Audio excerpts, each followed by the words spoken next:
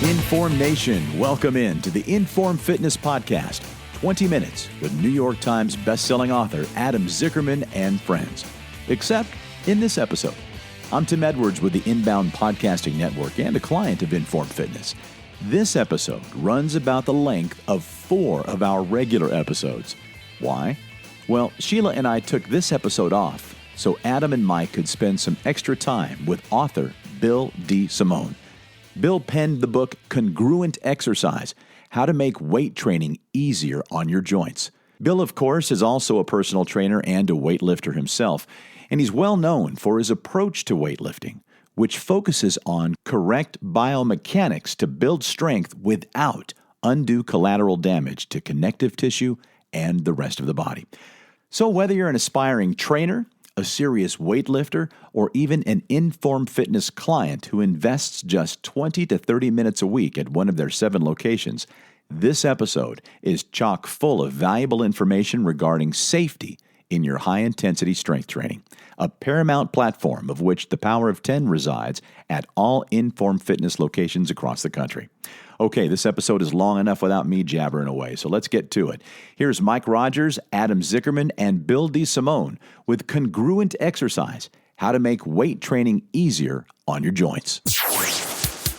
There's not a day that goes by, I don't think, by the way, that I don't think of something Bill has said to me when I'm training people. Bill is basically my reference guide. He's my Grey's Anatomy. When I try an exercise with somebody, I often find myself asking myself, what would Bill do? and I take it from there. So without further ado, this is Bill. We're going to talk about all good stuff. Joint-friendly exercise is what Bill calls it now. Yes. You started out with Congruent Exercise, a technical manual for joint-friendly exercise, and now you're rephrasing it. Well, actually, the first thing I did was moment arm exercise. Right. But the thing is, I didn't write moment arm exercise with the idea that anybody other than me was going to read it. I was just getting my own ideas down, taking my own notes, and just to flesh it out and to tie it up in a nice package, I actually wrote it and had it bound up and sent it off to, I guess, Greg Anderson and McGuff and a couple others. And it hit a wave of interest. A wave? They probably were blown away. Yeah, well, a lot of those guys went out of their way to call me to say, gee, a lot of what I suspected you explained here. But anyway, but when I read it now, it's pretty technical. It's pretty... It's a challenge. There's a lot of, I think, common sense with an experienced trainer when you think about levers in general. And I think what you did in that manual was make it very succinct and very clear. I think it's something that maybe we didn't have the full story on, but I think we had some. Like if you have some experience and you care about safety as a trainer, I think you were kind of looking at it and you saw it observationally. And then I think when we read this, we were like, finally, this is crystallized what I think some of us were really crystallized. thinking. So you know what? I just realized let's explain first and foremost. You wrote something called moment arm exercise. Yes. So the name itself shows you how technical it probably is inside, right? So That's a right. moment arm is a very technical term, very specific term in physics. But now you're calling it joint-friendly exercise. So and you called it also congruent exercise at one point. All synonymous with each other. So please explain, what is joint-friendly exercise or fitness? It's based more on anatomy and biomechanics than sports performance. So unlike a lot of the fitness fads that the attitude and the verbiage comes out of, say, football practice or a competitive sport. What I'm doing is I'm filtering all my exercise instruction through the anatomy and biomechanics books to try to avoid putting the joints in vulnerable positions.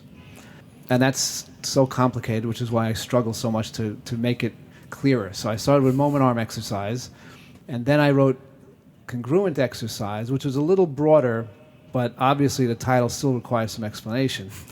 And then, now as it happened in my personal training in the studio, I would use all this stuff, but I wouldn't explain it because I was only dealing with clients. I wasn't dealing with peers since it's a private studio, not a big gym, I don't have to explain the difference between what I'm doing and what somebody else is doing. But in effect, I've been doing this every day for 15 years. You know, I have to say, when you say that you didn't explain it to clients, I actually use this information as a selling point.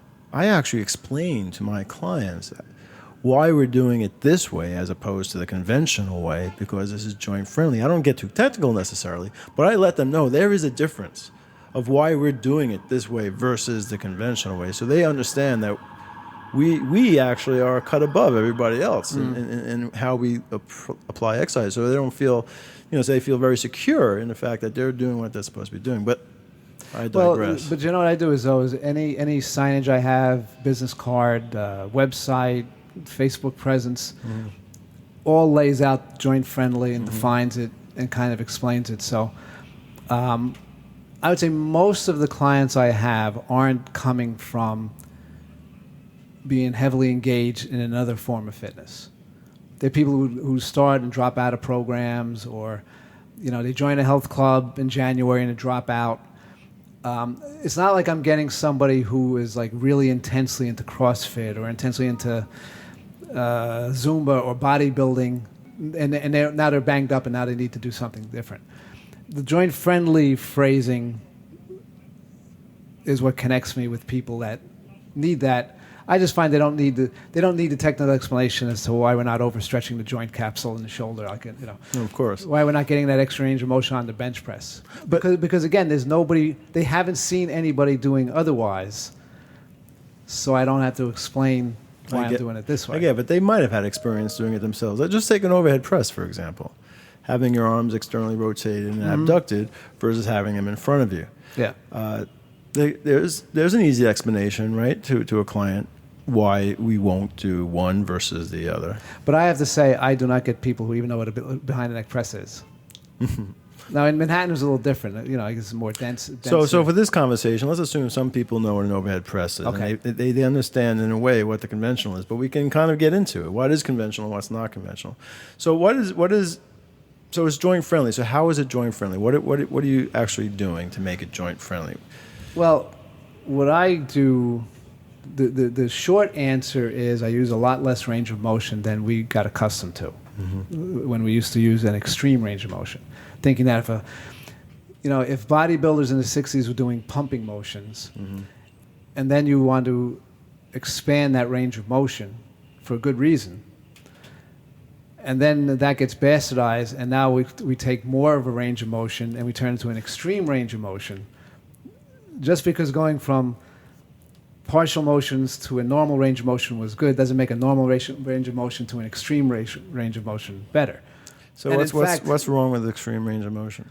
Well, because don't you want to improve? They'll say that you want to improve flexibility. And so the HIIT guys who would say you're going to improve flexibility by loading. The HIIT guys means the high intensity training sect of our business. So the line about you're going to use the extreme range of motion with a weight training exercise to increase flexibility. Well, first of all, either flexibility is important or it's not. And that's one of those things where HIIT has a little bit of an inconsistency in that they'll argue that it's not important, and then they'll argue, but you can get it with the weights. That's number one. Number two, a lot of the joint positions that machines and conventional free weight exercise put us in or can put us in are very vulnerable to the joints. And if you go to an anatomy and a biomechanics textbook, that is painfully obvious what those vulnerable positions are. And just because we walk into a gym or a studio and call it exercise instead of manual labor, or instead of that's what I say. instead of calling it submission wrestling and putting our joints or an opponent's joints in an externally rotated, abducted, and extended position, if we call it a pec fly, it's still the same shoulder. It's still a vulnerable position, whether it's a pec fly stretching you back there or a jiu-jitsu guy putting you in a paintbrush. But I don't know from most of the pop fitness books, though, if anybody else is really looking at this. Certainly not in pop fitness. Maybe Tom Purvis. What's pop fitness? Well, I mean, if you walk into a bookstore and look in the fitness section, for instance, any of those types of, the best-selling books. And no, stuff. no offense, celebrity books, glossy celebrity fitness books. But I don't know that anybody, and the feedback I've gotten from experienced guys like Winnett or guys we know personally, is even McGuff said, "Yeah, I never associated the joint stuff with the exercise stuff." Let's talk about these vulnerabilities that you're talking about, and extremes of range of motion, right? So you have to understand a little bit about muscle anatomy to understand what we mean by the dangers of these extreme ranges of motion, right? Yeah. I mean, so muscles are weaker in certain positions and they're stronger in other positions. Maybe talk about that, because that's where you start getting into why we do what we do, like understanding that muscles don't generate the same amount of force through a range of motion. They have different torque potentials. Yeah. And is there like a very clear and concise way of communicating that to a lay person too? I mean, like we have practice at it, but I think that's and here we're over the radio or over the podcast, so it's like describing pictures with words. The easiest way to show it to a client who may not understand what muscle torque is to have them lock out in an exercise. Let's take a safe exercise, a barbell curl, where clearly if you allow your elbows to come forward and be vertically under the weight at the top of the repetition, clearly all of a sudden the effort's gone. There's no resistance. But if you let your elbows drop back to rib height, if you pin your elbows to your sides through the whole curl, now all of a sudden your effort feels even. Instead of having effort and then a lockout, get lighter, right? Or having a sticking Unload, point yeah. and a lockout. Now it just feels like effort. Or a chest press where your elbows are straight and the weight's just sitting on those elbows. You're not really working too hard there either. Same thing, right? If you have a lockout, so what's easy to demonstrate is when the resistance torque that the machine or exercise provides doesn't match your muscle torque. So if your muscle torque pattern changes in the course of a movement, if you feel a lockout or a sticking point, then it's not aligned. If all you feel is effort, now it matches pretty evenly. Now here's the thing. All that really means, and part of why I got away from moment arm, all that really means is that set's going to be very efficient. So like, for instance, the whole length of the repetition you're working. It's not like you work and then lock out and rest. All that means is it's going to be a very efficient set. You can't change your muscle torque curve. So if you were to do some kind of weird angled exercise, you wouldn't get stronger in that angle. All you would do is use a relatively lower weight. Like if nobody does in like a Scott bench curl, nobody curls more than a standing curl. You can't change the muscle torque curve. You might change the angle, which means the amount of weight in your hand has to change to accommodate the different torque at that joint angle. Mm-hmm. But you're not changing where you're strongest. If you could, you would never know you had a bad cam, right? Because if your muscle torque pattern could change with a good cam, it would also change with a bad cam, and then you would never know. Mm-hmm. But take a dumbbell side raise. Everybody on the planet knows it's hardest when your arms are horizontal. See? Your muscle torque curve can never change to accommodate what the resistance is asking. Now, if you go from a machine side raise, which has more even, like where those two curves match, that set feels harder because you don't have the break. Mm-hmm. Okay, so you do a set of side raises with dumbbells to failure.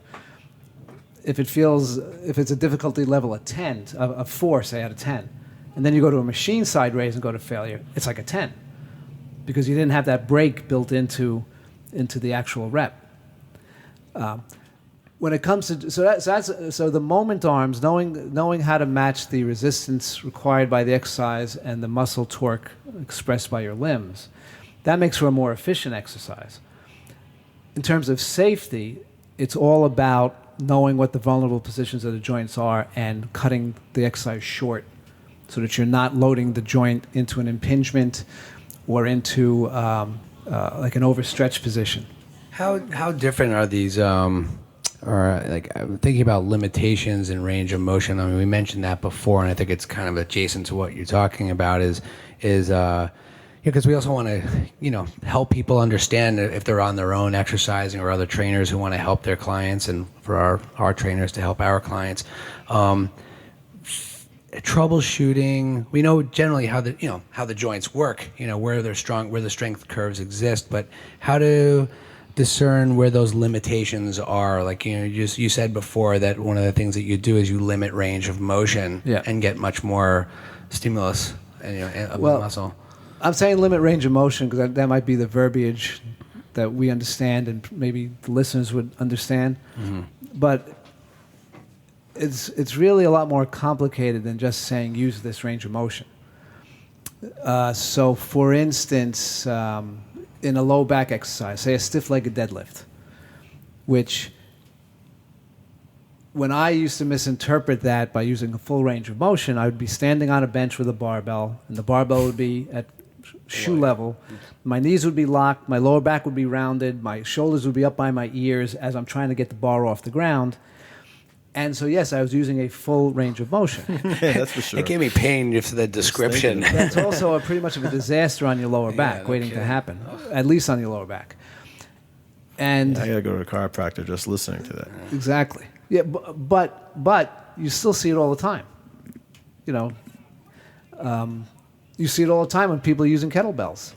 You see that exact posture, right? The kettlebell is between their legs, their knees are locked, their lower back is rounded, and then now they're doing a speed at least I was doing them slow. They're doing speed deadlifts. Mm-hmm. So if I was going to do an exercise like that, it wouldn't be an extreme range of motion. I'd be looking to use a correct range of motion. So, for instance, I wouldn't lock the knees, and I would only lower the person's torso so that they could keep the curve in the lower back, right? Which might require a rep or two to see where that is. But once you see where that is, that's what I would limit them to. Do you do it with no weight at first with the client? That would be one way of lining it up. Sort of seeing what they can do just by make sure they understand the position and stuff. So, for instance, the chest press machine I have in the studio is a Nitro, and Nautilus Nitro. Nautilus Nitro, and it doesn't. The seat doesn't adjust enough for my preference. So the person's elbows come too far back. Right. So, for instance, to get the first rep off the ground, the person's elbows have to come way behind the plane of their back, which... So you pin the weight stack then? I've come to you could pin the weight stack, right? It's like our pullover, like, how we have to pull it over at that point. Yeah. So what I'll do is, like, I'll help the person out of the first repetition, help out of the bottom, and then I'll have either my hand or the clipboard where I want their elbow to stop. So as soon as they touch my hand and my elbow, they begin the rep the other way. So they're not stretching their pecs too far. Well, they're not. More specifically, they're not stretching the far. rotator cuff muscle. The shoulder capsule, right? Yeah. So that's another thing we tend to do is we tend to think of everything in terms of the big superficial muscles, right? Because those are the ones that rarely get hurt, right? It's the rotator right. Those cuff. are the ones that don't get hurt. It's the joints that was one thing of all the stuff I read, whether it was CSCS or Darden stuff or Jones's stuff. There was always a little murkiness between what was the joint and what was the muscle, and that stuff was always written from the point of view of the muscle, right? What's a joint capsule? For those that don't know what a joint capsule is, a shoulder capsule. Well, it's part of the structure of what holds your shoulder together, and so if the old Nautilus machines, 1980 vintage, that bragged about getting such an extreme range of motion. Some of them, it really took your shoulder to the limit of where it could go to start the exercise, and we were encouraged to go that far. And what would happen? Eventually, eventually it just adds to the wear and tear that you were going to have in your shoulder anyway, and that's if people stayed with it. I think a lot of people ended up dropping out. Oftentimes exacerbating what was going on. Yeah, you rarely see. I mean, it's occasional. We have that catastrophic event in the gym. That's occasional. Almost never happens. And a lot of the grief I take from my material is, well, that never happens. People do this exercise all the time. They never explode their spine. Well, A, that's not true. They do, just not in that person's awareness. Right, at that moment. And B, but the real problem is unnecessarily adding to life's wear and tear on your joints. So it's not just what we do in a gym that counts. If somebody plays tennis or somebody has a desk job, a desk job or a manual labor job, and they're constant. Let's say a plumber or some other manual labor guy has to go over his head with his arms a lot. That wear and tear on his shoulder counts. And just because they walk into your gym and you ask them on a health history, you have any orthopedic problems, they say no. Yes, I'm on the verge of an orthopedic problem that I don't know about, and I've worn this joint out because of work. But no, I have no orthopedic problems at the moment. So, my thing is, the exercise I'm prescribing isn't going to make that worse. Well, you don't want it to make it worse. And that's why you're limiting range of motion. That's why you're matching the strength curve of the muscle with the resistance curve of the tool you're using, whether it be a free weight or a machine with a cam. Right.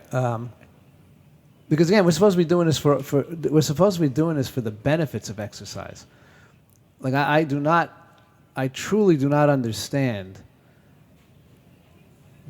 crippling yourself over the magic benefit of exercise. I mean, there's no, in 2014 there was a lot of negative publicity about CrossFit with some of the really catastrophic injuries coming about. Mm-hmm.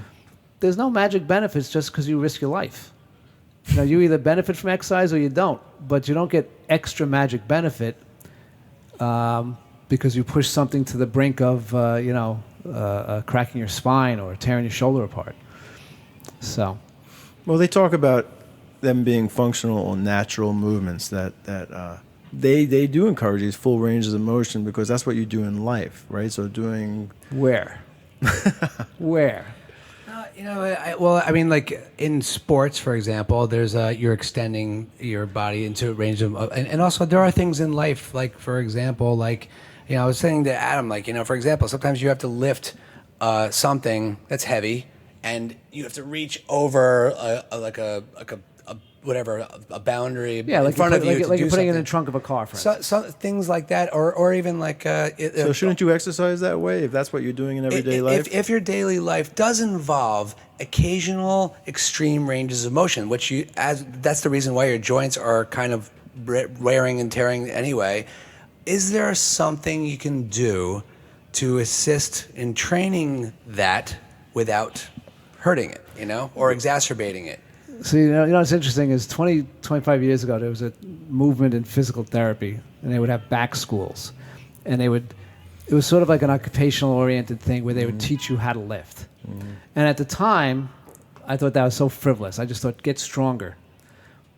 But lifting it right in the first place is really the first step to not getting injured. Right, don't lift that into the trunk unless you have... unless you have to, right? I mean, but for instance...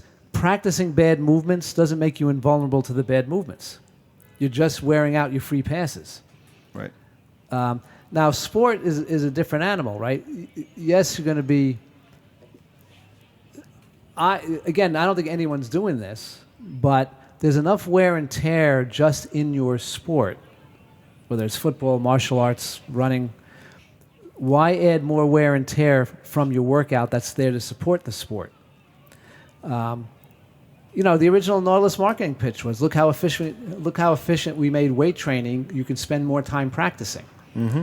You don't have to spend 4 hours a day in the gym. You can spend a half hour twice a week or 3 times a week in the gym and get back practicing. Honestly, I remember Greg Anderson said to a basketball coach that if his team is in his gym more than 20 minutes or so a week, that he's turning them into weightlifters, not basketball players. Well, there you go.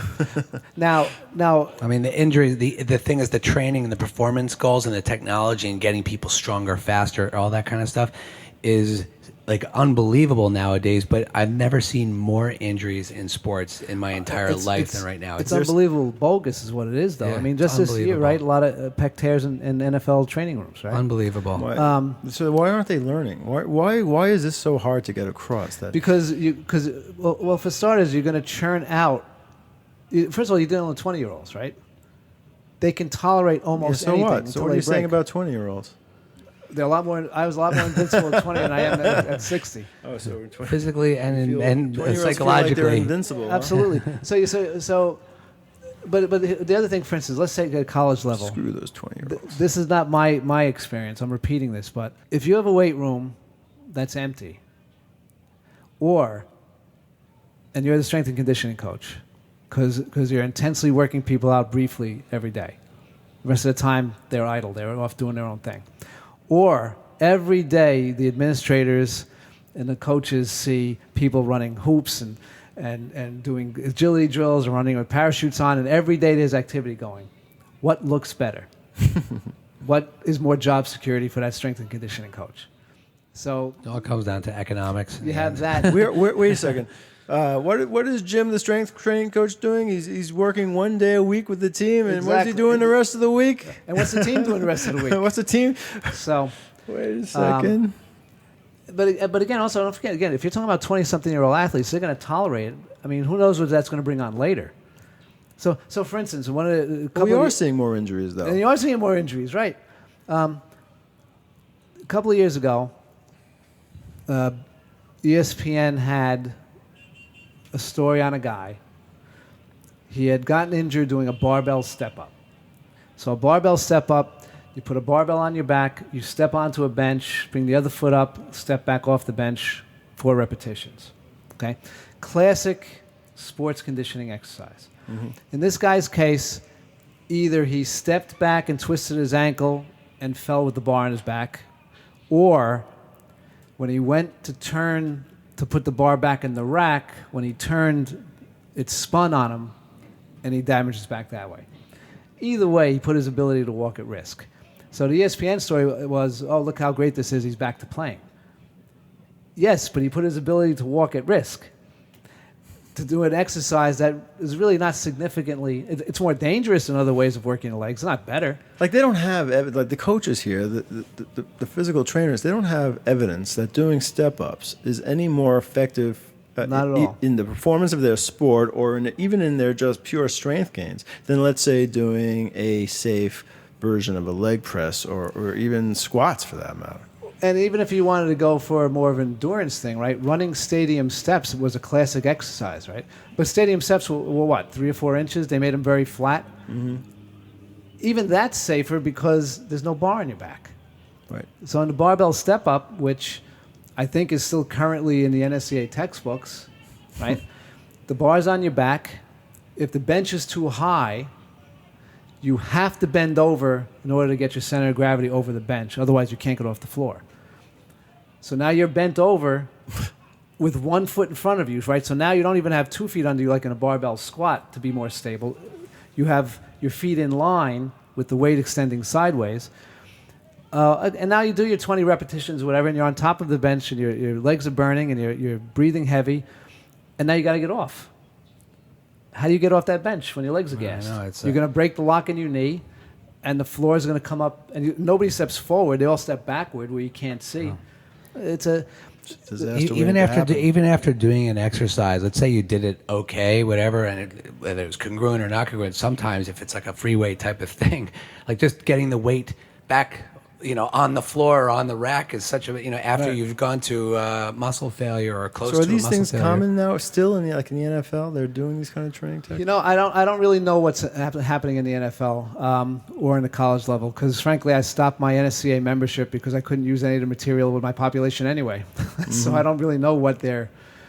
I do know that was a classic one, and as recently as say 2014. In fact, one other athlete actually did lose his ability to walk, getting injured in that exercise. I know, like it's one of cost my benefit, right? I mean, like, how much more benefit are you getting? Do they really feel they're getting some huge But it's just benefit? cost. See, my point is the benefit is there. It's either or. Well, Either you get the thing is, benefit- people don't know it though. They think the benefit is there. That's the Yes. problem. The additional They benefit for doing think- it that way. They think there's for double the risk, you're going to get quadruple the benefit. What benefit? Yeah, I know. What We magic see it. benefits comes out of risk, risking your putting your ability to walk at risk? One of my clients had a daughter who was recruited to row at Lehigh, which is a really good school for that. And she, in the training program, she was recruited to go. She was a great student, but she was recruited to row. And in the training program, she hurt her back, like doing in the weight room in the fall, and never ever was with the team. And this is a very, very good program. Okay, very good program. Yeah. So it's rowing. high reputation. So A, it's rough on your lower back, period. Yeah. And B, I'm completely guessing here, but at one time they used to have their athletes doing cleans and other things to strengthen. Explain what a clean is. Barbell's on the floor, and you either you pull it straight up and squat under the bar, which would be like an Olympic clean, Goes over the head. or you're a little more upright and you just sort of drag the bar up to your collarbones and get your elbows underneath it. Either way, it's hard on the back. But at one time, rowing conditioning featured a lot of exercises like that to get their back stronger, that they're already wearing out in the boat. They didn't ask me, but if I was coaching them, I would not train their lower backs in the off season. I would let the rowing take care of that. I would train everything around their back and give their back a break. But they didn't ask. They didn't ask. I don't know why they didn't ask you. Didn't they know you wrote congruent exercise? That's, you know what? You got to go to the receptive audience. Yeah, I think because there are things that we do in our lives that are occasionally outside our range of motion, or they're just incongruent or not joint friendly, whether it's in sports or not. The thing is, I'm wondering, are there exercises that go, like, for example, say like you have to go, your sport asks for range of motion from 1 to 10, okay? And you need to be prepared to do that, whatever, or if you want to do it, the person desires to do that. Are there exercises that where you go, can you be more prepared for that movement if you are doing it with a load or just a body weight load, whatever, up to say level 4? Is that like, are there situations where it's okay to do that, where you're going a slight increase into that range where it's not compromising joint safety and it's getting you a little bit more prepared to handle something that's going on, if you have to. So, for overextend. example, if for a golf swing, so when you do a golf swing, you're torquing it back more than you probably should in a safe range of motion in exercise, right? I would never torque somebody's back in the exercise room to the level that you have to torque your back to play golf. Right. So I guess what Mike's asking is there an exercise that would be safe to torque the back almost as much as you would have to in golf? I would say no. I would say, and golf's a good example, right? Now, if you notice, nobody has their feet planted and tries to swing with their upper body. Right? Well, a lot of people do. Those are that's how you hurt yourself very quickly. Say, well, right. but just about but any sport, tennis, throwing a baseball, throwing a punch, get your hips into it. It's like a standard coaching cliche, get your hips into it, right? Because what that does is it keeps you from twisting your back too much. In golf, even a Tiger, right, who was in shape for quite a while, couldn't help but over twist, and then he's out for quite a while with back problems, right? Yeah, I mean his story is really interesting and complicated. He got into like Navy SEAL training, and also you should see the ESPN article on that, which really that I think was based on. After I read that, I thought that was the big thing with his problems. Going what you just said about putting your hips into it, I'm a golfer. I try to play golf, and I did the TPI certification. Are you familiar with that? Titleist. It was I thought it was really wonderful. I felt like I learned a lot. It wasn't like the gospel according to the world of biomechanics, but I thought it was a big step in the right direction with helping with sports performance and understanding strength and mobility, and one of the basis of the foundations of it, they put the body, a computer analysis over the body in the best golfers, the ones who do it very, very efficiently, powerfully, and consistently, and they showed what they called was a kinematic sequence, and it's actually very similar, as you said, in all sports, tennis, golf, throwing a punch. It's like there's a sequence where they see the people who do it really, really well, and in a pain-free way. It goes hips first, then torso, then arm, then club in a very measured sequence. Despite a lot of people who have different looking golf swings, like Jim Furyk, Tiger Woods, John Daly, completely different body types, completely different golf swings, but they all have if you look at them on the screen in slow motion with all the sensors all over their body, their kinematic sequence is identical. and it leads to a very powerful and consistent and efficient swing. But if you say like you have limitations, in your mobility between your hips and your lumbar spine, or your lumbar spine and your torso, and it's all kind of going together, like your hips aren't. Throw the timing off. It throws timing off, and if you don't have those types of things, very slowly you're probably going to get, or quickly you're going to get to an injury quicker than another person will get to an injury. Yeah, that makes sense. But the thing is, at the same time, you don't want to stop someone who really wants to be a good golfer. As we have to give the information, and we have to, and this is people have to learn how to, the biomechanics and the swing, the basic swing mechanics of a golf swing, and then there's a fitness element to it all. Are you strong enough? Do you have the range of motion? Is there proper mobility between the segments of your body in order to do this without hurting yourself over time? And if there isn't, how do golf professionals and fitness professionals are struggling? How do I teach you how to do this, even though it's probably going to lead you to an injury down the line anyway? It's a puzzle. But the final question is, what exercise? I guess I'm trying to find. I'm trying to safely help people who have goals with sports performance, and without hurting them. Well, first of all, anytime you go from exercise, in air quotes, to sports, right? With sports, there's almost an assumption of the risk. Like the person playing golf good point, assumes they're going to hurt a rotator cuff or a back, or they at least know it's a possibility, right? And it's just part of the game. A football player knows they could have a knee injury. Maybe now they know they can have a concussion, but they just accept it by stepping on the court or the turf. They walk into our studio, I don't think that expectation, they may expect it also, but I don't think it really belongs there. Like, I don't think you're doing something to prepare for the risky thing. The thing you're doing to prepare for the risky thing shouldn't also be risky. And besides, let him get hurt on that guy's time, not on your time. Right, it's a good point. But I'm being a little facetious there. I don't buy the macho bullshit attitude that in order to challenge myself physically, I have to do something so reckless that I could get hurt. That's just simply not necessary. If somebody says, I want to be an Olympic weightlifter, I want to be a power lifter, just like if they want to be a mixed martial artist, well, you're accepting the fact that there's risk. That activity is your priority, not your joint health, not your safety. That activity is your priority. And again, nobody in professional sports is asking me, but I would still make the exercise as safe as possible, as safe as possible first, then as vigorous as possible, right? And then let them take that conditioning and apply it to their sport. Yeah. If a sport requires to have scapular retraction at a certain time in a swing or whatever it is that they're asking for, I don't really think there's a way of, in the exercise room, working on just that scapular retraction. And even if you can, doesn't mean it's going to translate to the biomechanics and the neuro conditioning and the motor skill conditioning required to put it all together. Yeah, but you can't think that much.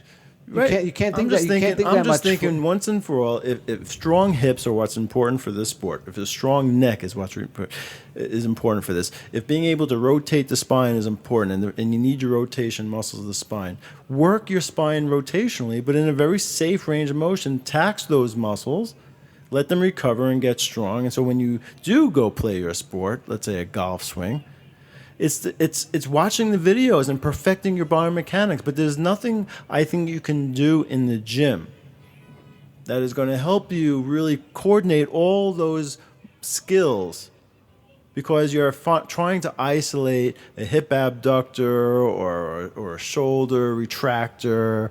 Well, I was going to say, I think isolating the muscles in the gym is fine because it allows you to control what's happening, right? You don't have too many moving parts. And this is kind of leading up to the which is conversation good, on but even if you training. could do that, I mean, yeah, you might notice like there's but you don't, if you go to throw a punch, you don't tell yourself, okay, flex the elbow, extend at the shoulder, now flex the shoulder. You don't break down. But you have a movements. coach kind of getting your hips into, they You call have them arm, broad- right? it's Right. broad, gross There are a movements. lot of boxers that didn't make it because they were called arm punchers. Exactly. Right. Exactly. All right, and so at some point you can't train. And sometimes you couldn't train. At some point somebody you could recognize it, like, gee, that guy has good hip movement. Right. Let me direct him to this sport. Right. So I think what Mike's asking is there some kind of exercise you can do to turn an arm puncher? Let's use this as an example. Turn an arm punch into a hip puncher. If you can maybe do something in the practice, gym. though. I think that's. I think there's a practice part of it. Like going back to the golf swing, one of the things that they were making a big deal out of is, and it goes back to what we mentioned before, like sitting at a desk and what's going on with our bodies, our backs, our hips, our hamstrings, as a result of the amount of time that most of us in our lives have. Like we're trainers, we're up on our feet all day, but a lot of people are in a seated position all the time, they're hunched over, they're hunched shoulders over, rolled their forward. lower back is in a rounded Hamstrings position. are shortened. Yeah. Everything and all the concept. What is going on in the body if you're under those conditions? 8 to 10 hours a day, 5 days a week, not to mention, every time you sit down in your car, on the train, have a meal, if you're in a fetal position. It's like my point is, they made a big thing at TPI about how we spend, 18 to 20 hours a day in hip flexion. And what's going on, how does that affect your glutes if you're in hip flexion for 20 hours a day? Right. they were discussing a term called reciprocal inhibition, okay, which is you know what I mean by that? Yeah, If the muscle that's contracting, the opposite muscle has to relax. Exactly. They can't both be active. Exactly. And exactly. So if the hip is being flexed, so as the antagonist muscle is the glute, which is being shut off. Right. And therefore, because then when you go to hip hinge, your glutes aren't strong enough to do the hip hinge, and so you get into a bad swing. Exactly. Yeah. And the thing is, as I said before, what are they recommending you do then? Well, the thing is, they're saying that several different exercises to activate the glutes specifically. How is that different than just doing a leg press, which will activate? Well, the thing is, Adam, that's a good question. And the thing is, and it comes back to some of the testimonials of what you do with clients. Oftentimes when you put them on a leg press, they'll say, "I'm not feeling my glutes. I'm only feeling it in my quads." And other people say, "I'm feeling it lots in my glutes. I'm only and my hamstrings and a little bit in my quads." But if they don't feel it in their glutes, doesn't mean their glutes aren't activated for sure. Yeah, but Bill, what do you think? Bill. Yeah, that's it, Bill. What do you think about that? Yeah, I think feel is very overrated in our line of work. The guy can get you to feel something, but it's not you can do a concentration curl, a tricep kickback, or donkey kicks with a cuff, and you'll feel something because you're not because you're making the muscle about to cramp, but that's not necessarily a positive. Right. As far as activating the glutes go, if they don't feel on the leg press, I would go to the abductor machine. Right.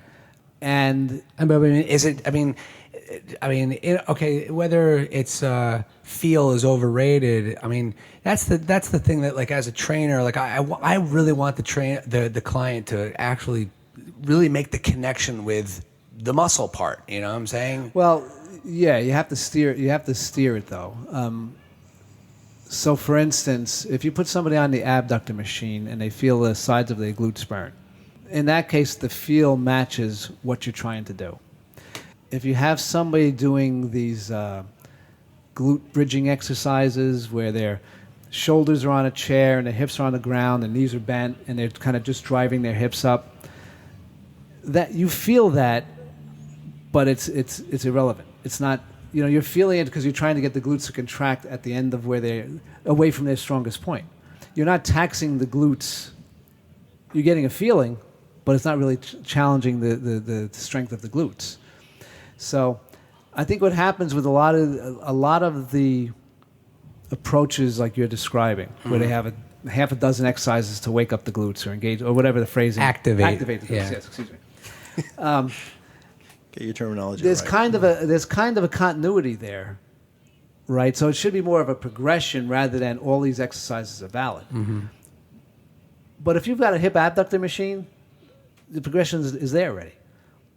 The thing is, it's also, I got to tell you, a big emphasis is, it's been going back to TPI and golf and stuff, is the mobility factor. You know what I'm saying? So it's not. So I think that's the strength is there oftentimes, but there's a mobility issue every once in a while, and I think that is, and if something is, like for example, if you're very, very tight, and if your glutes are supposed to go first, so says TPI through their kinematic sequence, but because you're so tight that it's going together, and therefore, it's causing a whole mess of other things, which might make your club hit the ground first, and then tension in the arms and tension in the back and all sorts of things.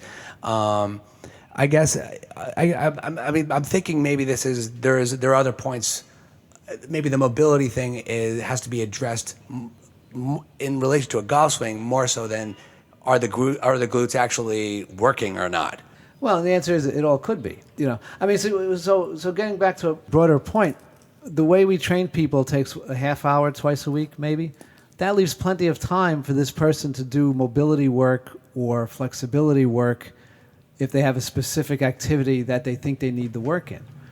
Or a golf practice. Well, what I'm saying is, but even if it's golf, and even if they, if you're training for strength once or twice a week, that leaves a lot of time that you can do some of these mobility things if the person needs them. That type of program, NASM has a very elaborate personal trainer program, but they tend to equally weight every possible, Some people work at a desk and they're not their posture's fine. Maybe they just intuitively stretch during the day. So I think a lot of those programs try to give you a recipe for every possible eventuality. And then there's a continuum within that recipe, right? First we're going to do one-leg bridges, then we're going to do two-leg bridges, now we're going to do two-leg bridges on a ball, now we're going to do two-leg bridges with an extra weight, now we're going to do two-leg bridges with an elastic band. Some of those things are just progressions. There's no magic to any one of those exercises. But I think that's on a case-by-case basis, right? If the person says, I'm having trouble doing the swing the way the instructor's teaching me, then you could pick it apart. But the answer is not necessarily weight training.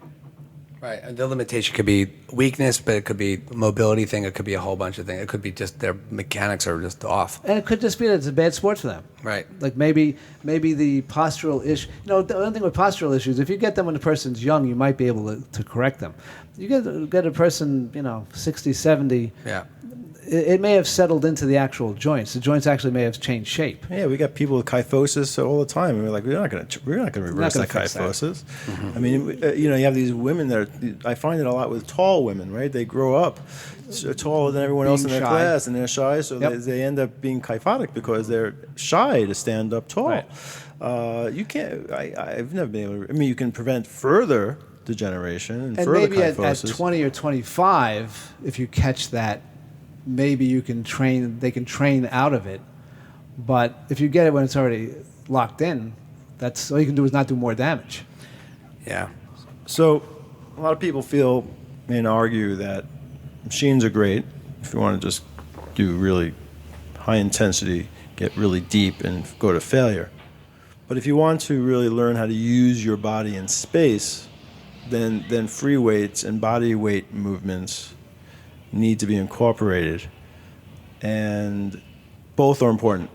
Going to failure with, say, machines in a safe manner that might be cammed properly, but that in and of itself is not enough. That a lot of people feel for full fitness or conditioning, if you will, you need to use free weights or body weight movements. Yeah, some people even think that machines are bad and only body weight should be done. Yeah, so do you have an opinion about whether one's better than the other, they both serve different purposes and they're both important, or if you just use either one of them correctly, you're good?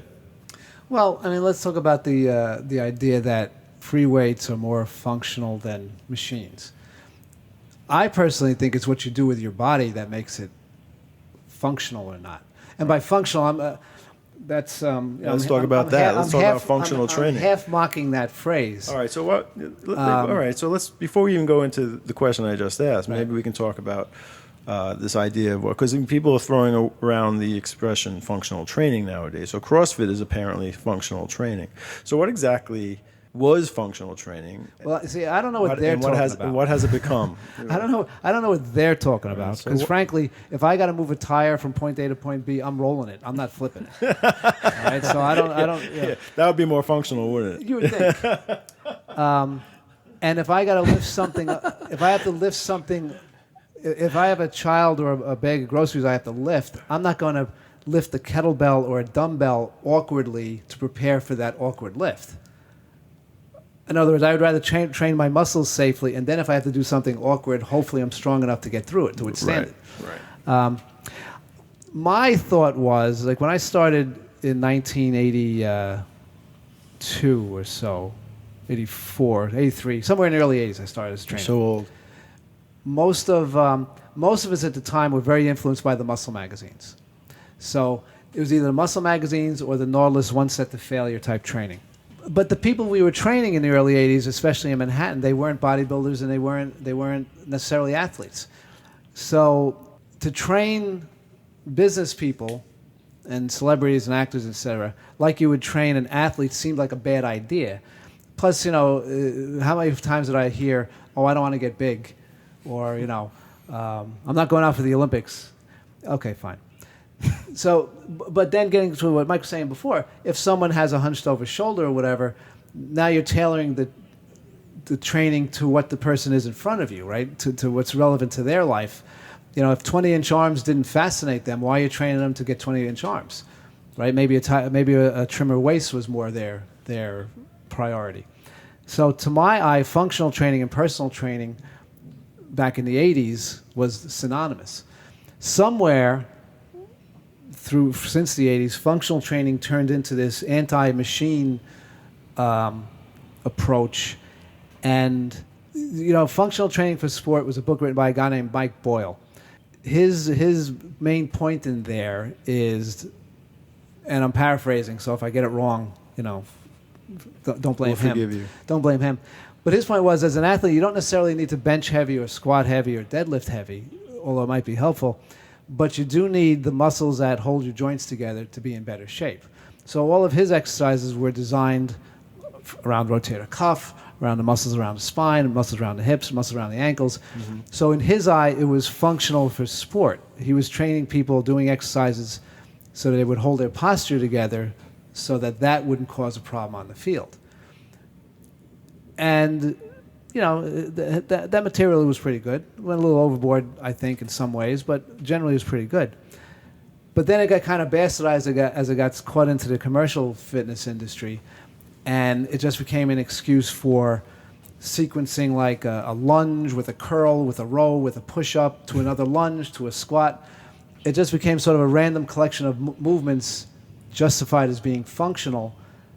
Functional for what? Right? At least Boyle said it was functional for sport. His point was to cut injuries down in sport. Where's the function in stringing together, again, a curl to a press to a push-up to a squat, back to the curl, like one rep of each? Those are more like stunts or feats of strength than they are, to me, exercise. I agree. So, when you talk about the muscles around the spine or the rotator cuffs, they're commonly known as stabilizer muscles. Yes. And when we talk about free weights versus machines, a lot of times I'll say something like, if you want to work your stabilizer muscles, you need to use free weights, because that's how you work to stabilize the muscles. What would you say to that? And I would say is, if they're stabilizing while they're using the free weights, then they're using the stabilizing muscles, right? And if they're stabilizing while you're using a machine? They're using the stabilizer. So could you work out those stabilizer muscles of the shoulder on a machine chest press the same way you can use strengthen and stabilize the muscles of the shoulder on a free weight bench press? It's what your body is doing that counts, not the tool. So if someone's on a free weight, is it the same though? Is it doing it the same way? So you can do it both ways, but is it the same? Well, if you want to, skill is very specific. So if you want a barbell bench press, you have to barbell bench press. Because is there an advantage to your stabilizer muscles to do it with a free weight bench press as opposed to a I don't see it. Machine. I don't see it other than to help the ability to free weight bench press. But if that's not why the person's training, if the person is just training for strength, the health benefits of exercise, right, to use it broadly, I don't think it matters if you stabilize. If you're on a machine chest press and you're keeping your shoulder blades down and back, and you're not buckling your elbows, and you're tightening, you're voluntarily controlling the range of motion. I don't see how that stabilization is different than if you're on a barbell bench press. And you have to stabilize the same way. Doing the same way. And that's if you're doing that. Because you're balancing, because you both arms have to work independently in a way. And you're balancing. See, to me, that just makes it risky. That doesn't add. What about like in contrast to, let's say, push-up, a body weight push-up. Obviously, there's a lot more going on because you're holding into a plank position, which incorporates so many more muscles of your entire body. Right. But, like Adam, even we were talking the other day about, the feeling, if you're not used to doing push-ups regularly, which, Adam would usually, he's all about machines and stuff like that. I do a little bit of everything, but, slow protocol. But it's different. One of our clients, he is unbelievably strong on all of the machines. We're talking like top 10% in weight on everything. Hip abduction, leg press, chest press, pull downs, everything. And this guy could barely do 8 limited range of motion squats with his body weight, and he struggles with slow push-ups, like doing 5 or 6 push-ups at 5 seconds down, 5 seconds up to 90 degrees at the elbow. He's not even going past. My point is, he's working exponentially harder, despite he's only dealing with his body weight, than he is doing on the machines in all categories. So here's the thing, though. Unless that's a thing with him, that I have to be able to do 100 push-ups or whatever, what's the difference? The difference is, I understand the question is why, though? Why could he person lift training? 400, 500 pounds on a Medix chest press? Oh, I'll He tell can you- hardly do a couple of push-ups. I'll tell you why. And Because should he be doing push-ups now because have we discovered some kind of weakness that he needs to work on yes, push-ups? but it's not in his pecs and his shoulders. yeah, I'm going to agree with exactly. It's not in his, the weakness is probably in his trunk. Like, I don't know what the guy's built like. The weakness is in his trunk because if in a push-up, you're suspending yourself between your toes and your arm. But somebody should probably be doing ab work. Should be doing lower back No, you extension. should be doing push-ups. Right. You should be practicing push-ups. But practicing in a way that's right, not doing the push-up and hyperextending his back, or doing his push-up with his butt in his air. No. Do a perfect push-up, and then if your form breaks, stop, recover, do another perfect push-up, because we're getting back into things that are very, very specific.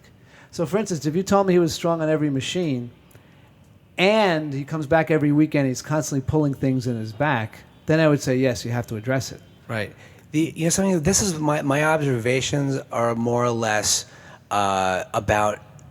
I think there's something to do with his coordination and the way he's not comfortable in his own body. You know what I'm saying? I mean, for example, his hips turn out like significantly. Like he can't put his feet parallel on the leg press, for example. And then so if I ever had him do like a limited range of motion lunge, even his feet go into very awkward positions. So I could tell he struggles with balance. He's an aspiring golfer as well. His coordination is, his swing is really, I hope he never listens to this, it's horrible. You're not naming him. Exactly. You're not giving his name out. See, here's the thing now. So you as a trainer have to decide, am I going to reconfigure what he's been doing at the risk of making him feel very incompetent and getting very discouraged?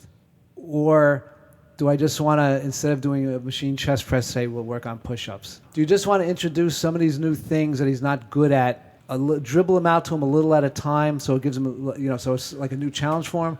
Or is that going to demoralize him? Is he going to say, forget this? He's not demoralized at all. That is not even on the table. I understand what you're saying, and there are other people who I think would look at it that way. He is. I think he looks at it as a new challenge. I think he knows. Like we've discussed this very, very openly. He definitely.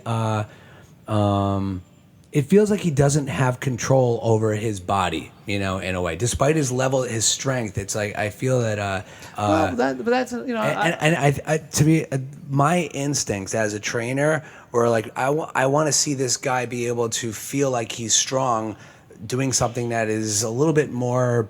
Incorporates his body in space more than just being on a machine, and because his strength is if I'm measuring his strength based on what he can do by pressing forward or pulling back or squatting down, he's passed the test with A's, right. And great form, and he does all the other exercises with pretty good form, but he's struggling with them. He has to work a lot harder in order to do it. And it's just, to me, it's an interesting thing to see someone who lifts, very heavy weights on the chest press and could barely do 4 slow push-ups. All right, so let's look at the push-up from a different angle. Take someone who can do push-ups, adequately, strictly and all, and have somebody have another adult sit on their butt, okay? all of a sudden those perfect push-ups, even though you probably raw strength could bench press an extra body person, say, can't do it. Because somebody who's thicker in the hips, right, has more weight around the hips, represented by the person sitting on their back, their dimensions is such that their hips are always going to be weighing them down. So that person's core, like so a person with broader hips, in order to do push-up, their core has to be much stronger than somebody with very narrow hips because they have less weight in the middle of their body. So some of these things are a function of proportion. I know, like men and women. In other words, you can't carry train. You can't train for it. In other words, you can't improve You it. can't train around it. Right. I know like women have their center of gravity in general in their hips, and that's why push-ups are Like I very, have very strong. extremely strong individuals. A perfect example of what you're talking about right now. So I know people that are extremely, extremely strong, but some of these very, very strong individuals can do a lot of weight on a pullover machine. They can do a lot of weight on a pull-down machine, but as soon as you put them on a chin-up bar, they can't do it. Does that mean they're not strong? Does that mean that they can't do chin-ups, that they should be working on chin-ups because we discovered a weakness? No. These people, for example, might have shitty tendon insertions. Yeah, or They, like you said about body weight and center of gravity, if they have really thick, heavy proportions- lower if their body, I proportions are noticed that off. people that have big, thick lower bodies, really strong people, or if they have long arms. or if they have really long arms, the leverage is Just a the complete lever change. is different. And so it begs the question, well, let's start doing chin-ups and you'll get better. But you'll never proportionally get better than chin-ups given your proportions, given your tendon insertions, given your length of your arms. So maybe, Mike, this person is just not built to do push-ups, and you're essentially just giving him another chest and body exercise that's not necessarily going to improve or help anything because it's a proportional thing, it's a leverage thing.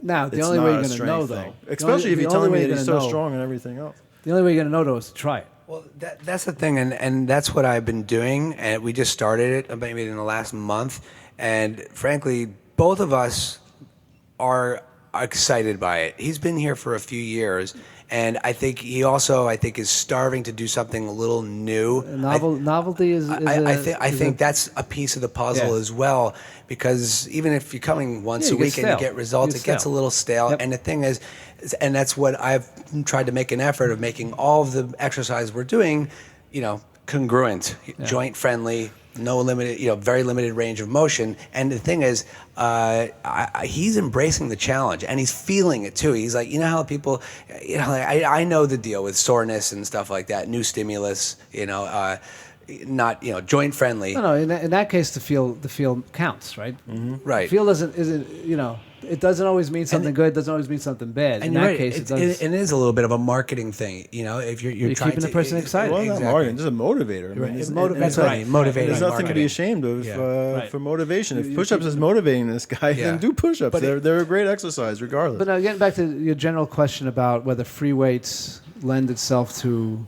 stabilizing the core better or not.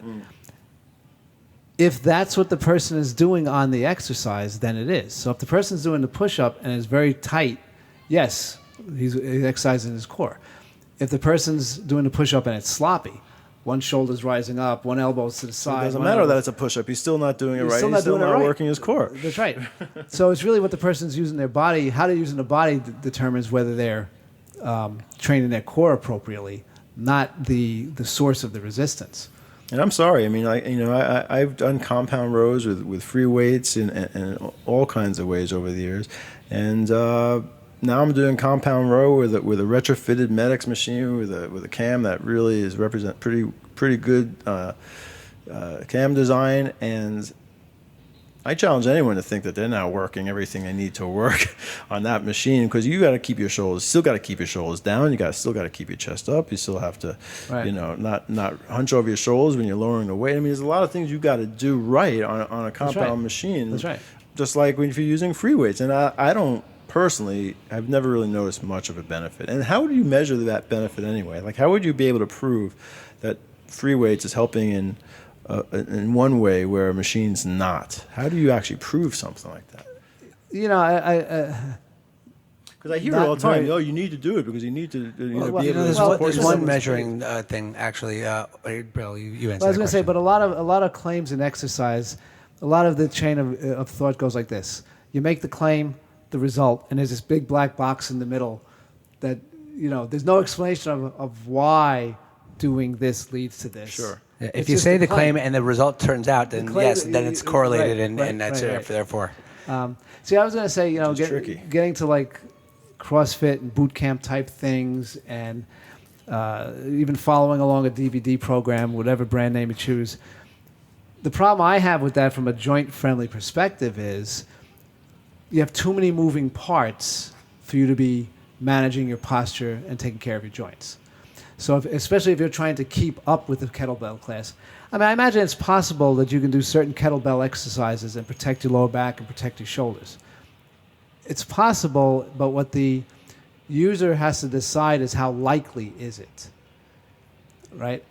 So I know for me personally, I can be as meticulous as I want with a kettlebell or with a barbell deadlift, and at some point I'm going to hurt myself.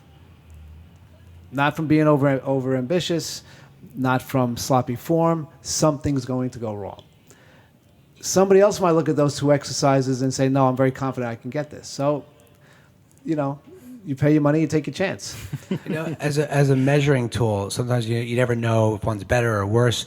But sometimes, every once in a while, even when you have clients come into our gym, and you have them do everything very carefully with a very, very modest weight, and sometimes people say, Mike, I've never had any knee problems, and my knees are bothering me a little bit, and I think it's the leg press that's been doing it. Ever since we started doing that, I'm feeling like a little bit of a tweak in the knee. I'm feeling it when I go upstairs, something like that.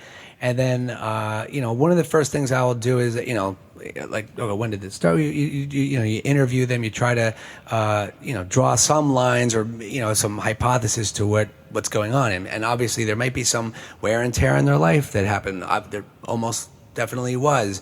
And maybe something about their alignment on the leg press is not right. Maybe they're right. Maybe they're completely wrong. But one of the things I'll do first is say, okay, well, we still want to work your legs. We still want to work your quads and your hamstrings and your glutes. Let's try doing some limited range of motion squats against the wall or with a TRX or something like that. And then, hey, how are your knees feeling over the last couple of weeks? Actually, much, much better ever since we stopped doing the leg press, And sometimes some movements just don't agree with some joints. It reminds me of there's a Nautilus tricep machine that I used to use. It was kind of like the one up here. Yeah, and you do a karate chop, right? And your elbows are stabilized on the pad, and I'd karate chop down. It was an old Nautilus machine, and I got these sharp pains on my elbows. No one else that I trained on that machine ever had that sharp pain in their elbows, but it bothered the hell out of my elbows. Yeah. So I would do other tricep extensions with ever a problem. So does it make that a bad exercise? Well, for me, for you it did. But if you notice, certain machine designs have disappeared. Mm-hmm. There's a reason why those machine designs disappeared. Yeah. So there's a reason why. I think in the Nitro line, I know the machine you're talking about. They used to call it like a multi-tricep, right? I think so. Okay, and it held your upper arms were held basically parallel. And you had to kind of karate chop the handles down. So and it wasn't accounting for the carrying angle. Your elbows weren't. Well, I'll get that. Your elbows were slightly above your shoulders, and you had to move your elbows in a parallel. Later designs, they moved it out here. They gave them independent axes. Right. That's not an accident, right? I mean, a certain amount of ligament binding happens, and then. Right. Obviously, my ligaments were just not coping with that very well. That's right, and how much. So, for instance, exactly what joint angle your ligaments bind at is individual, but if you're going in this direction, there is a point where the shoulder ligaments bind, and you have to do this. Well, that machine forced us in the bound position. Yeah. So when movement has to happen, it can't happen at the shoulder because you're pinned in the seat. It was happening in your elbow. Might not be the same with everybody, sure was, but that is how the model. Yeah. How the model works. So getting back to your client with the leg press, I mean that leg press just Well, the thing is, You can play with different positions. I'm trying to too. like You can decipher move some their of feet like the going try to find where the issues may be. Oftentimes, I think it's the client's probably just there's maybe some alignment issues. IT bands are tight or something like that, or maybe there's a weak vas medialis. There could be a lot of different little things, but the machines are perfect and symmetrical, but aren't. Yeah, You know what I'm saying? And you're trying to put your body that's not through a movement pattern, that has to be fixed in this plane. Right. When your body kind of wants to go a little to the right, a little to the left, a little to the right, or something like that. It just wants to do that, even though you're still extending and flexing. In my mind, and through some of the literature that I've explored, has made me think, I don't have the answer, but I'm thinking something along the lines is we're working with this person's issues. I still want them to be able to do a squat or a leg press in this fashion or that fashion. This is where they got some knee pain. This is where they didn't.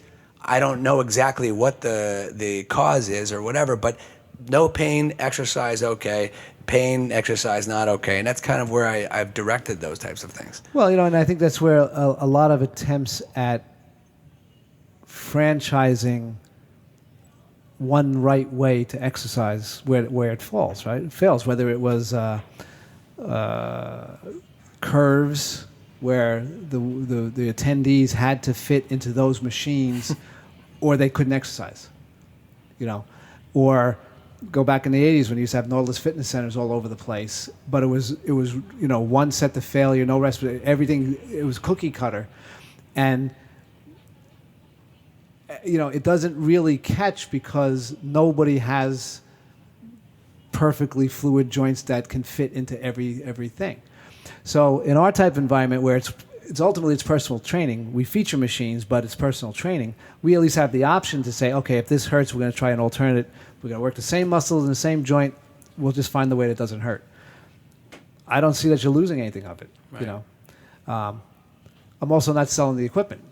Right, so Right. that is what I'm selling, is that service of saying, okay, well, if this hurts, we have an alternative that maybe doesn't hurt, and you're going to get the same benefit. Yeah, from my experience, that's the thing with our business. I think what we all do, I think quite well, is that it's understanding that we have basic movements. We know what we want to do to strengthen the quads, to strengthen the chest, to strengthen the shoulders. But there are some customizations and some things we have to consider when we take a new client or an existing client over time, and work with what's going on. And there's psychological things. There's so many different things to take in. Now, I do think though that one thing that was better in the early '80s is because we had all these Nautilus fitness centers around with the one right way to work out. Even though that didn't catch, I noticed the trainers who came through that system, you had a common vocabulary that you could work off of. So at Sports Training Institute, which was around at the time, we would get trainers from those types of Nautilus fitness centers, and it was like that was sort of like the default workout, one set to failure, full range of motion on this machine. But if the client didn't like going to failure, or if the machine didn't agree with them, it would take us, we had the option of doing what we do now. Trainers today, people coming out of school today, or even with multiple certifications, there's a definite, to me, there's like a lack of, it's like the anything goes school of exercise, right? If I call it an exercise, it's an exercise. There's no common vocabulary. So a young trainer will come in the studio and see that I have a kettlebell. He's, oh, great, I'm going to do this. No, you're not. No. The kettlebells hold the door open. That was for experimentation. That was for experimentation only, and I was the guinea pig. No, we do not do that with clients. There's too much of an anything goes mentality. Like, just because some physical labor you did makes you breathless and makes you sweat, makes your muscles burn, and pumps you up, doesn't necessarily make it a good idea. Right. And that, I think, is very common among newer trainers. And I sound like an old. Definitely sound like an old. No, I think you're absolutely right. It's there's a I think younger, newer trainers they get high off of selling themselves as someone who's going to kill you, and they want their client to tell their friends, "Oh my God, you got to meet my trainer. He just beat the shit out of me. Oh my God!" And it's and personally, I think that is more of a turnoff than they realize. Yeah, it's a very immature way of. There's a reason why. Like I don't know about the city, but there's Planet Fitnesses all over the place by me, and I judiciously ride by them during some peak hours, and the parking lots are full, and it's a much more low key. Now, granted, maybe the quality of I don't really know what they're doing inside. I'm going to assume it's not entirely vigorous based on their marketing. Spend the $10 and find out. Yeah. But the thing is, there's a reason why people join health clubs in January and drop out the rest of the year. Something isn't connecting, and I really think that hard-ass presentation is part of it. Yeah, I agree. It was a great discussion. Well, thank you. You came. We're in Manhattan right now, and Bill came all the way from New Jersey. Central New Jersey, as a matter of fact. Where? Central New Jersey, Cranberry, New Jersey. Where is that? Near exit 8A off the turnpike. What exit? What exit? Yeah. Exit? That's the So I have a little. It's studio 1 there. mile off that exit. As a matter of fact, it is much smaller than you guys have. I have 800 square feet, approximately a line of Nautilus. Yeah. With other things, a couple of cardio pieces, mainly to say I have it, and if I can do one worthwhile thing with it, I'll use it, like a heavy rope. That's kind of a silly piece of exercise equipment, to be blunt. But I figured out one exercise I can do that's not going to hurt people, that seems to work. So just to have it for variety and novelty, we have it. And I have a Swiss ball and medicine ball and various items, again, just for the novelty. Well, so do we, by the way. So the difference between what we do intervals on an exercise bike is virtually nothing compared to what we do, what any What's of us out do there, compared to, the boot camps and. Yeah. No, the key is time efficient and safe. Maybe we should invite some of those people on our podcast. Sure. People that completely think what we're doing is bullshit, and see what they have to say. If they dare walk into our space. It is interesting because the exercise industry has created this. They've created this structure that I don't think I kind of think is a house of cards. Like, it appears to have a lot of substance to it, but if you can't apply it to most people who walk in your door, what good is it? And that's kind of why I got away from NSCA type stuff and heavy industry stuff. And Let me tell you, but you know what? You say that, but CrossFit is very popular, from my understanding. And there's a lot of trend toward and boutique. Barry's boot camp There's a lot of boutique fitness centers now. I know. Oh, yeah. I know a private equity company bought out Barry's boot camp, and listen, I'm not giving investment advice, but I'm talking about as far as. So you're shorting it, is what you're saying. Well, but something. He's giving investment advice. No, but if you talk to people in any of these boot camp things by us, everybody's banged up. Oh yeah. And all the physical therapists we have here, they say their business is fantastic because of CrossFit. See, and those things, things like that normalize getting injured in exercise. But it's just like politics, right? If you say something outrageous, everything up to outrageous gets normalized, even though that stuff's outrageous. Right. Yeah. So if like low carb diet, I'm eating 100 grams of carbs a day, and that's considered a low carb diet. Well, yeah, compared to the average American diet of 500 carbs a day. but 100 grams of carbs is not that low. Jamie, in my 6:30 on Tuesday morning, he said a girl in his office, is hurt. Her low back is hurt, and she can't wait to get back to CrossFit when her back feels better. Absolutely. It's unbelievable. Like, we were like, what? See, again, they've normalized getting injured as part of exercise. Oh, sure. Well, forever it's been no pain, no gain. Forever. But the thing is, the thing is, something. I think Jones in the early days of Nautilus. Granted, there was some excessive. We overtrained and trained too hard and stuff like that, but there was a little more of Darden's books and stuff like that. There was a little more awareness of the exercise itself not causing new problems. Well, then at the time, as you said in your books, in your pamphlets, it was all about bodybuilders at the time. People now, like, everybody thinks, I got to go to the gym. I got to get fit. I got to, my cardio, my heart disease. I got to make sure I'm healthy for my kids and all that kind of stuff. And I think it's like it's everywhere now, and everybody feels they have to participate in getting exercise, whether they do it or not. But see, that person really can't justify getting hurt at exercise. I got to stay healthy for my kids, so I'm going to trash my back and my rotator cuff. But the thing is, workout. well, We have a lot of work to that's do. a separate thing. But the thing is, the CrossFit thing. It's amazing that the community and the cult, like they just can't wait to be back. At their next session, which was yesterday. Which is tomorrow. And the relatively very intense classes or. But I don't sessions know. and I haven't stuff. met too many people that have been doing CrossFit for years. Not too many old CrossFitters. There aren't, not too many people doing CrossFit for years. I've been doing CrossFit for 2 years. I've been doing CrossFit I have a for client 3 right years. now who does it every weekend, and he's got a lot of problems. By the way, it's unbelievable. Shoulder problems, back problems. See, I cannot relate to that guy's thinking at all. I honestly like that. Here's the thing: going back to like connecting with every time someone tells me they're going to do their boot camps or whatever, I'm like, listen. Be very mindful about what you're doing I'm trying. I never want to say Don't do it. You Don't wanna do say it don't do it, but because yeah. I used to do that, and I saw that people they stopped listening to me immediately, and now I'm just trying to Worse, they stop coming to you. Well, it's I wrestled with that for many years, and now I just try to encourage mindfulness, and some people they listen, and other people are like, they just keep on going. Mike, you're gonna kill me, man. I went to the fitting room again, and oh man, it was crazy. We also get misrepresented and misunderstood when, for example, I've heard recently even that some people were like, I like that InForm Fitness. I like the concept of that once a week high intensity workout, but I like working out every single day. So I don't know if that's for me, because I'd rather work out every single day, as if it's a mutually exclusive decision.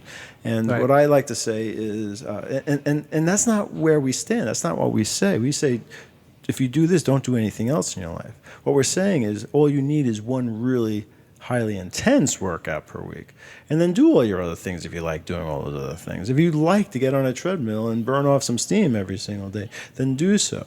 But do so in moderation, do so carefully, and understand the risks associated with that. But you don't have to not do it. What you need to be careful of is not overdoing too many really super duper intense workouts. Right. That's what we're really saying. Yeah, there needs to be space. Exactly, space. If you're doing intense yoga or intense boxing, it's like there needs to be more space in between your weight training and those types of things. Well, I probably, especially over the summers, quote, work out every day. I'm still only using the weights once a week. Yeah, Well, that's But, the thing. Same every day with I'm me. either on a bike or I'm doing a fast walk with the dog. You're or a recreating, fast- man. You're living. You know. Nothing wrong with getting a heart pumping. Who Yeah, knows? honestly, I've been encouraging I do this myself. I use lacrosse ball. I really have no pains on my body, but I do little lacrosse ball stuff on my hips and my low back, like foam roller type Yeah, of things, yep. and then some mobility exercises, some pelvic tilts and I like some glute bridges and bird dogs, that type of thing. And I've with some of my clients who are very, very tight on a regular basis or feel their lower back tightness, I just try these things. They're relatively innocuous. It Right. doesn't feel like much, but I teach them how to do it, and almost all of them are reporting, Mike, I've been doing it for a few weeks, and I feel a little bit better. And I mean, and it like a little relief from the general strain. And I think that's the type of stuff I like to encourage on a daily basis. Keep their mind on their body. And Well, I notice you have Pilates on the door. yep. I really think once a week, high intensity, whether it's machines or free weights, and the discipline like a Pilates or a yoga, or even just, if you want to use a non-branded term, Yeah. the mobilization exercises. Yeah. I think that's exactly the right combination. As far as staying healthy and being physically capable as we get older. Right. That's exactly the right combination, right? The days of heavy lifting three times a week. So there you go. If I was if we stood for, You wouldn't have that stuff we here. wouldn't have an acupuncturist here, or Pilates instructor here. We Right. wouldn't have a massage therapist here. It's not one size fits all, number one. And they're two different things. This is high intensity right. exercise to get you as strong as hell in the safest manner possible. And then, like you said, mix it in with some of these more body our awareness Pilates things. instructor like thinks what we do here is fantastic. She we have a lot of clients between both of us. It's fantastic. Bill, thank you so much for coming here. I hope you would come back. I mean, there's so much more to talk about. Would you come back for some Of course more? I will. Very good. Yeah, thank you very much, you. Bill. We Thank you. appreciate it. All right, did you get all that? Hope you did. If not, give it another listen. Valuable content here regarding high-intensity training safely with Bill DeSimone, Mike Rogers, and Adam Zickerman. Hey, check out the show notes for a few links that will assist you in building muscle, burning fat, and recharging your metabolism safely. You'll find a link to Bill DeSimone's book, Congruent Exercise, How to Make Weight Training Easier on Your Joints. Of course, if you haven't picked up Adam's book yet, Power of 10, the once-a-week slow-motion fitness revolution, you might want to add that to your cart in Amazon along with Bill's book. To find an InForm Fitness location nearest you, visit informfitness.com. At the time of this recording, we have locations in Manhattan, Long Island, Denville, Burbank, Boulder, Leesburg, and Reston. Adam, Mike, and Sheila are awaiting your comments and questions regarding the Power of 10. Send them an email or record a voice memo on your phone and shoot it on over to podcast@informfitness.com. You can also leave a voicemail by calling 888-983-5020, extension 3. Thanks again for listening to the InForm Fitness Podcast. For Adam, Mike, Sheila, and Bill DeSimone, I'm Tim Edwards with the Inbound Podcasting Network.